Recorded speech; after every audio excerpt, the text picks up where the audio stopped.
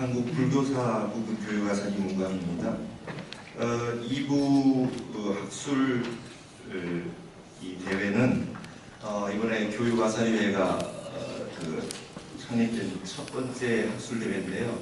아까도 말씀이 나왔지만은 교육아사리 스님들의 현실적인 참여 이런 부분들을 고려를 하고 앞으로 우리 아사리 스님들께서 종단의 현안 문제를 비롯해서 사회의 각 문제에 대해서도 종단의 지성으로서 의견을 제시하고 우리 종단의 현안들이나 사회 문제들에 대한 우리 조계종 스님들의 견해를 바깥 세상에 알리는 그런 계기로 삼을 수 있는 그런 형태로 첫 학술대회를 마련했습니다. 그래서 아주 엄격한 형태의 그 논문적 글쓰기가 아니라 그 시적절한 지금 현상에 맞는 부분들에 대해서 이제 토론을 마련하는 그런 시간을 마련했습니다. 그래서 우리 세 분 스님께서 지금 발전적 한일관계에 대한 불교적 재현이라고 하는 전체적인 주제 아래 세 분께서 자유로운 글을 써주셨습니다. 그래서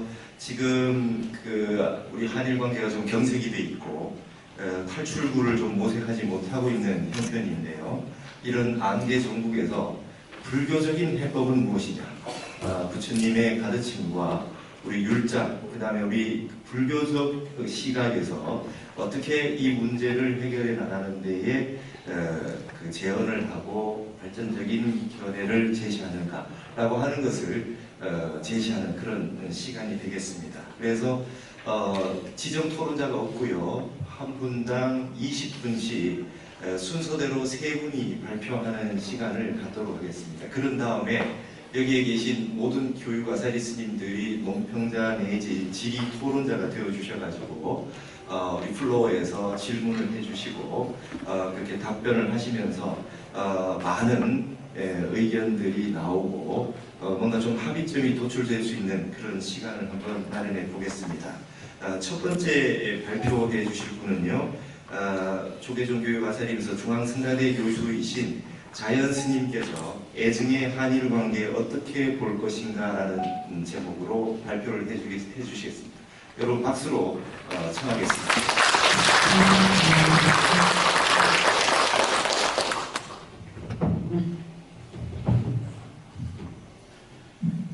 자, 어떻게 보면 요즘 최근에 들어서 조국 장관 문제 때문에 좀 묻히기는 했지만 본질적인 거, 그 다음에 좀 더 큰 사건이라면 지금 한일 관계가 굉장히 경색되어 있는 그런 부분들이 있습니다. 그리고 그게 어제 오늘 일만은 아니고요. 단순히 이제 경색 정도가 어느 정도냐지 한국 사람들의 정서상에서는 사실 일본에 대해서 그렇게 이렇게 꼭 긍정적으로 보시는 분들은 그렇게 많지는 않은 것 같아요. 그렇다고 같이 안 갈 수도 없는 상황이고, 그래서 뭔가 이렇게 첨예화되는 것보다는 무언가 불교적 해법이라고 하는 부분들에 대해서 생각해 볼 수도 있는 그런 여지가 존재해야 되지 않겠느냐. 그리고 단순히 뭐 불매운동을 하고 그런 식으로 극단적으로 가는 것보다 불교라고 하는 종교가 나서서 조금 발전적이고 미래지향적인 방향이나 이런 부분들을 제시해야 되지 않겠는가 라는 그런 생각들을 해보는 차원에서 이 글을 써본 거고요. 간략한 내용들입니다. 35쪽 잠깐 보시면요.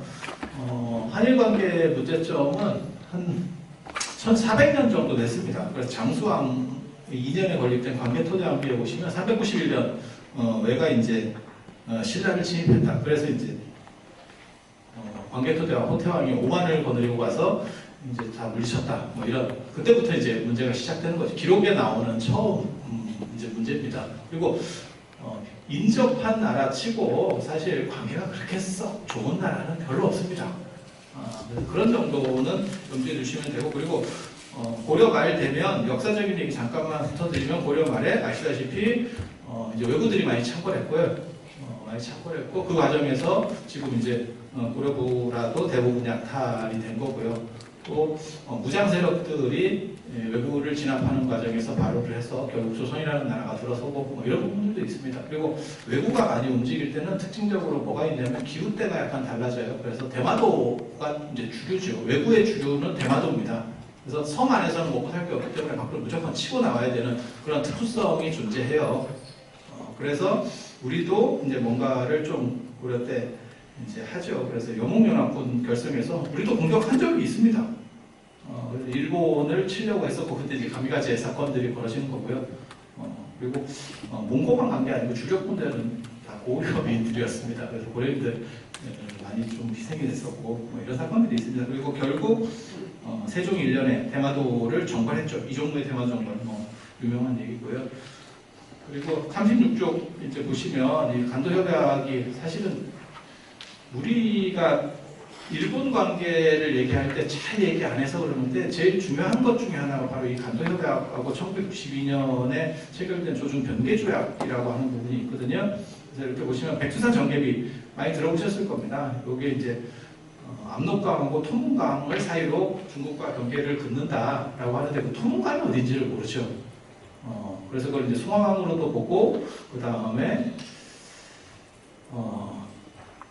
두만강으로도 보고 뭐 이렇게 의견이 갈려가지고 결국 일본이 그 당시에 일본이 참 영향을 미치던 상황이었는데 만주 철도권 뭐 이런 이권들을 따내는 과정에서 그냥 중국 쪽으로다가 간도를 할애해주는 이런 상황이 벌어집니다. 그래서 백두산까지도 다 넘어갑니다.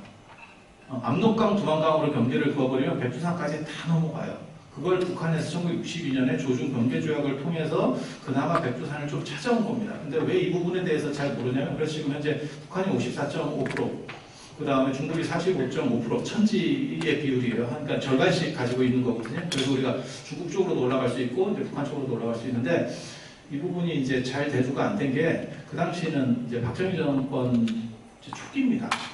그래서 이제 김일성하고의 관계 뭐 이런 것들 때문에 이건 사실 김일성이 좀 잘한 놈이에요.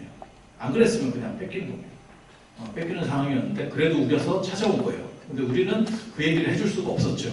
그래서 잘 드러나지 않는 부분이고 아시다시피 뭐 일제강점기가 있었죠.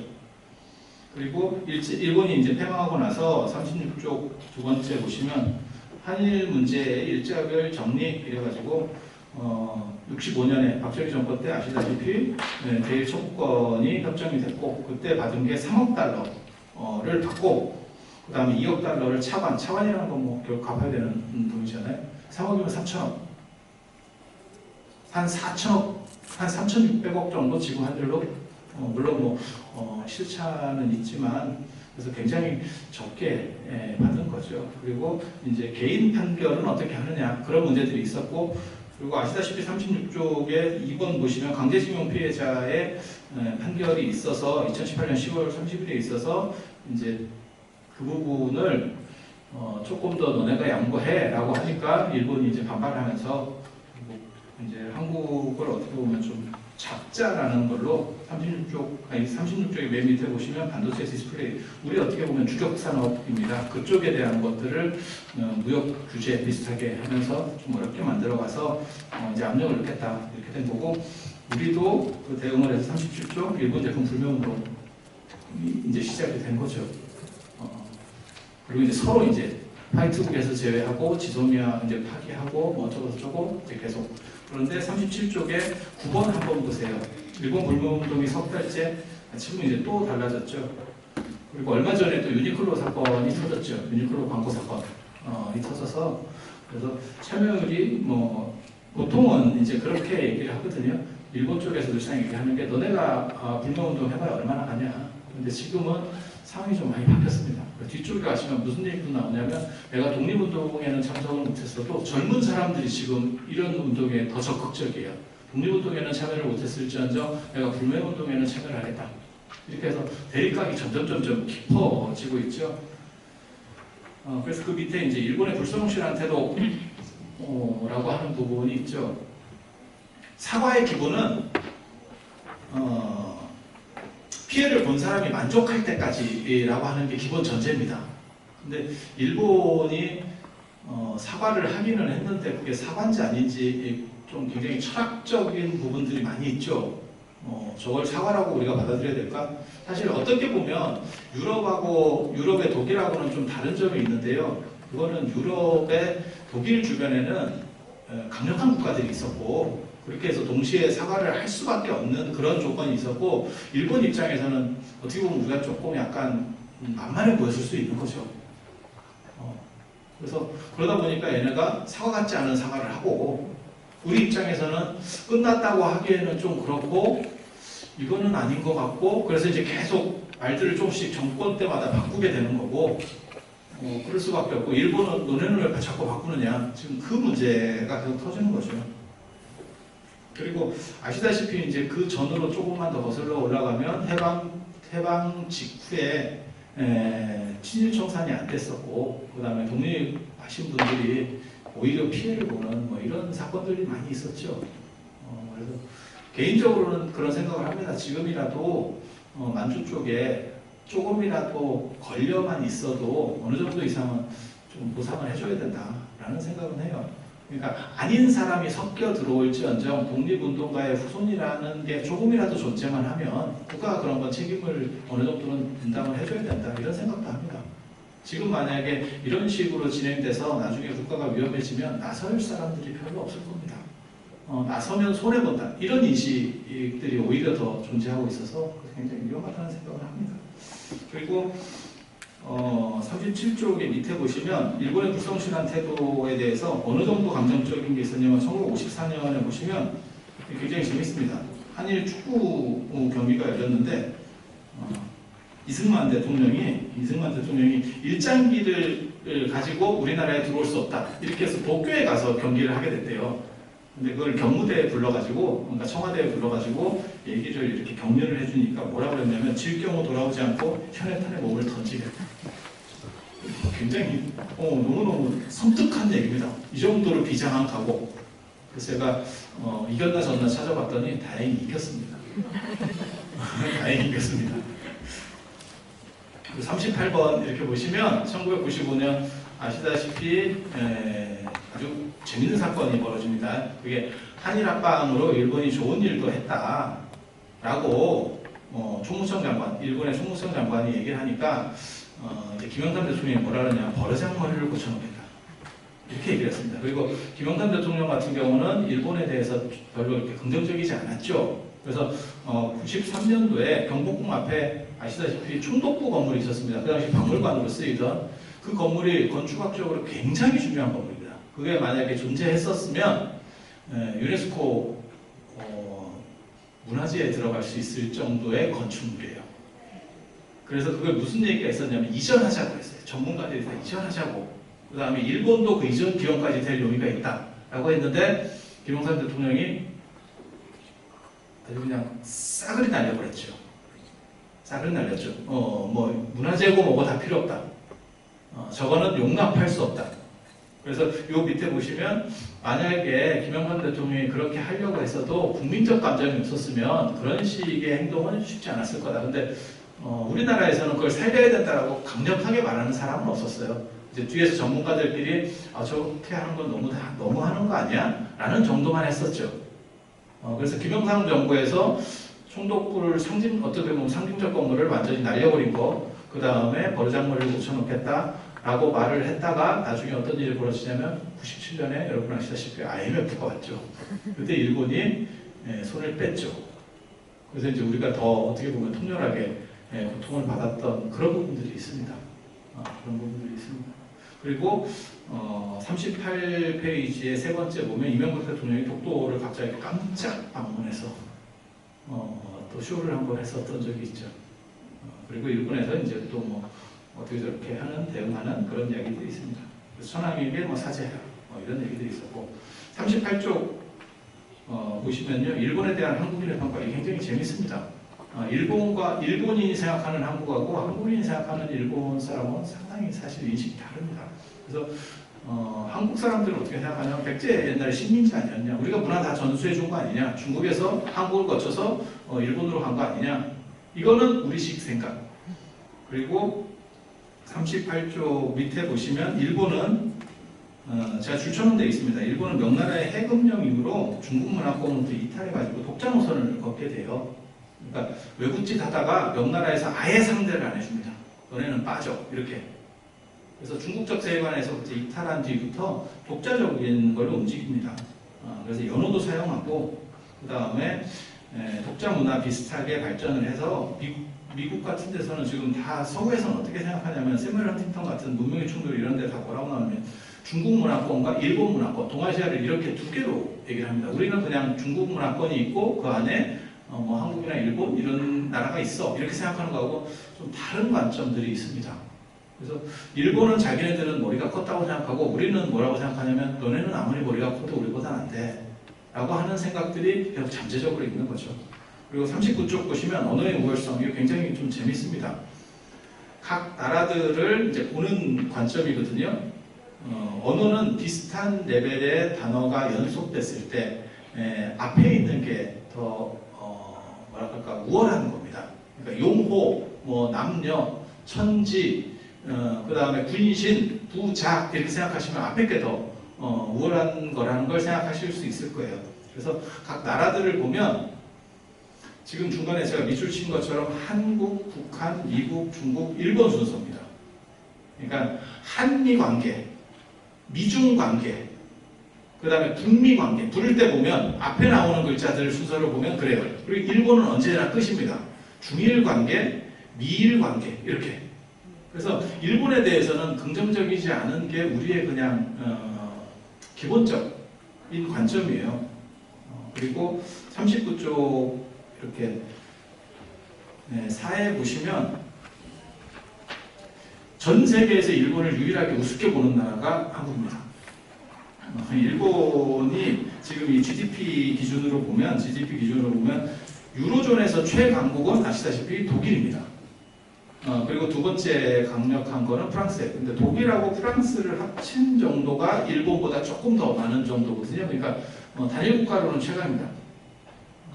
그냥 제가 농담삼아 그런 얘기도 하는데 아마 일본이 미국의 3분의 1 정도의 영토만 됐어도 미국을 이겼을 수도 있을 거다라고 할 정도로 일본이 생각보다 셉니다.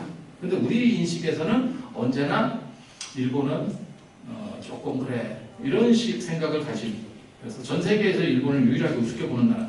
근데 왜 이런 것들이 가능하냐라는 생각을 한번 이제 해봐야 된다라는 얘기를 하고 싶은 거예요. 그래서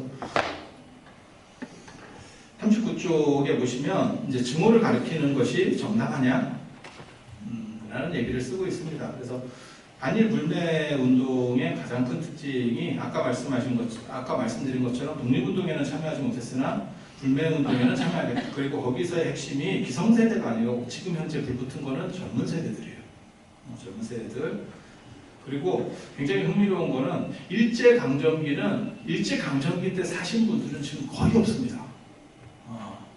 살아남아 계셔도 너무 연세가 많이 되신 몇몇 분들 외에는 사실 일제강점기를 사셨던 분들은 뭐 그렇게 많을 수가 없거든요. 지금 현대상. 그에 비해서 한국전쟁을 겪은 분들은 상당히 남아 있습니다. 그런데도 북한은 어느 정도 이상 용서를 해주는데 일본은 용서를 안 하는 거예요. 그러니까 용서를 해주자고 말하는 게 아니에요. 그리고 젊은 사람들은 아예 겪지를 못했죠. 일본에 대한 거는 그냥 얘기만 들은 거예요. 바로 우리 윗세대가 일제강점기를 보낸 것도 아니고 젊은 사람 기준으로 얘기하는 거예요. 지금 젊은 사람들 기준으로. 그런데 젊은 사람들이 이렇게 반응하는 이유는 뭐냐? 거기는 교육 속에 증오교육이 들어갔기 때문이다. 라고 말하고 싶은 겁니다. 그래서 교육학에서 늘상 하는 얘기가 있습니다. 사실만 가리키고 판단은 듣는 사람들 목소리로 남길 것이냐, 안 그러면 거기에 판단까지 넣어서 가르칠 것이냐. 근데 일본에 대해서는 사실 판단을 넣어서 가르친 거죠. 그리고 북한에 대해서도 그렇게 저희 때만 해도 분명히 그렇게 교육을 받았습니다. 북한 우리 교과서에 보면 북한 공산당은 늑대였죠. 사파에 아예 늑대로, 사람이 아닙니다. 아예 늑대로 나왔습니다. 교과서, 국정교과서에. 네. 그런데 교육 방식이 바뀌면서 지금은 아까도 얘기했지만 미국보다도 아름다울 미자를 써주는데 일본에서 쌀미자 쓰잖아요. 그렇게 아름다울 미자로 찬양하는 미국보다도 북미 관계 이러지 미국 관계 이렇게 안 합니다. 그래서 북한에 대해서는 교육을 통해서 어느 정도 이상을 이렇게 세탁을 시켜줬는데 이게 아마 동포 프리미엄이 싶습니다. 그렇게 세탁을 시켜줬는데 일본은 계속 이제 증오가 남아 있는 거죠. 그래서 젊은 사람들조차도 전혀 일제강점기와 몇 세대가 떨어져 있는 젊은 사람조차도 일본 얘기가 나오면 발작하는 거죠.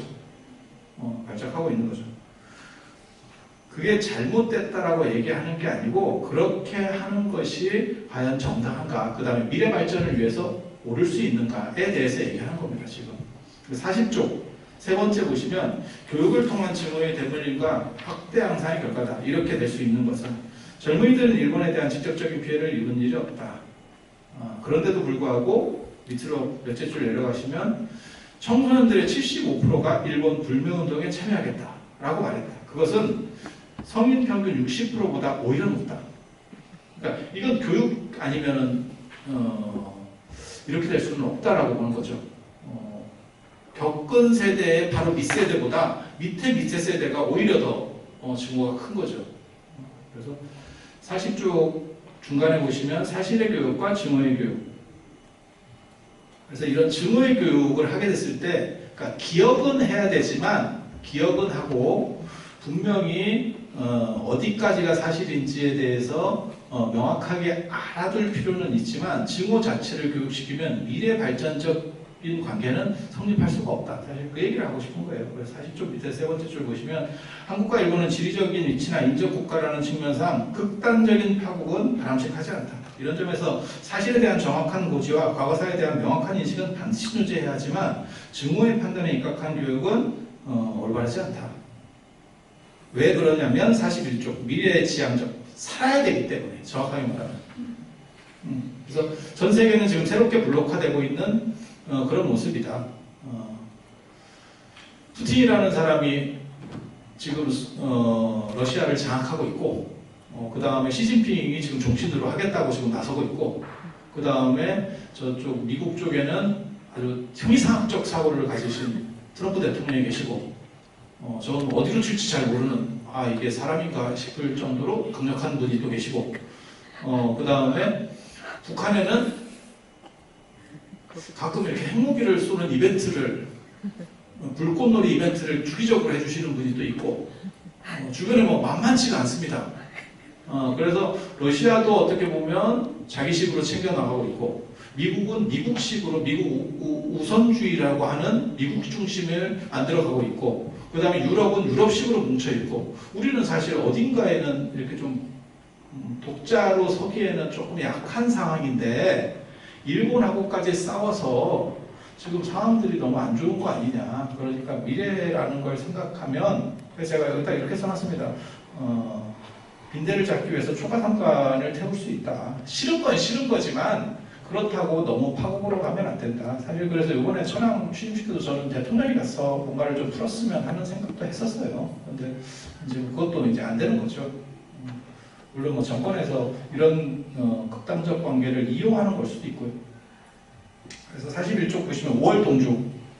5월 동주라는 표현이 뭐냐면요. 오나라하고 월나라하고 계속 사이가 안 좋은데 이 오나라 월나라 사람이 같은 배에 타고 있다가 풍랑을 만나면 서로 협동을 해서 일단 살고 보자 라는 쪽으로 간다는 거예요. 그런데 지금은 이제 서로 극단적으로 가는 거죠. 그러니까 앓던 이빨 빠지는 것처럼 시원할 수는 있는데 뺀 뒤에 임플란트를 할 수 있느냐에 대해서도 한 번 정도 생각해 봐야 된다. 지금 그런 얘기를 하고 싶은 겁니다. 그리고 41쪽 보시면 맨 밑에 한번 봐보세요. 3번 문제의 층위를 구분하는 위대한 한국인. 이건 진짜 대단하다는 생각을 해요. 이건 진짜 대단한. 그러니까 일본은 싫어도 우리는 구분할 수 있습니다. 서울중구청에서 이거 제정신 아닌 짓을 했죠. 노재팬 현수막을 설치했습니다. 광복절 맞아서 특집 이벤트로 중구청에서 이런 행동을 합니다. 그러니까 우리나라 국민들이 뭐라 하냐면 야 그건 개인이 할 수는 있어도 정부에서 중구청에서 그런 식으로 하면 안 되지 않냐? 그래서 여론의 질타를 받고 중구청장이 잘못했습니다 라고 하는 거예요. 그래서 일본에 대해서도 감정적인 것을 완전히 없앨 수는 없어요. 하지만 미래지향적이고 그 다음에 지금 경제현실이라든가 이런 걸 봤을 때는 새로운 방향으로 선회할 수밖에 없고 그 부분에 대해서 인지를 해야 되고 그리고 그러한 부분을 정치가 나서기 힘들면 종교인이 나서야 된다고 생각을 하는 거예요. 그런 역할들을 하지 않으면 종교는 사회의 짐이 되는 겁니다. 그래서 종교가 사회를 계몽해야 될 부분도 있고 그 다음에 문제가 돼 있는 부분, 경색돼 있는 부분, 첨예하게 대립되어 있는 부분에 대해서 특히 불교는 어떤 의미에서는 화쟁이라든지 중도라든지 그런 것들을 강조하고 있다는 점에서 불교가 그리고 동아시아에서 일본과 한국을 연결할 수 있는 것은 불교라는 생각을 할 수 있거든요. 전통적이나 역사적으로나. 그래서 불교 쪽에서 이러한 해법들을 좀 더 제시하고 너무 극단적으로 가지 않도록 상황들을 좀 더 유연하게 대처할 수 있는 것이 우리 국민들을 위해서도 바람직하고 그다음에 한국 불교의 올바른 정향이라는 생각을 해봅니다. 이상 발표를 마치도록 하겠습니다.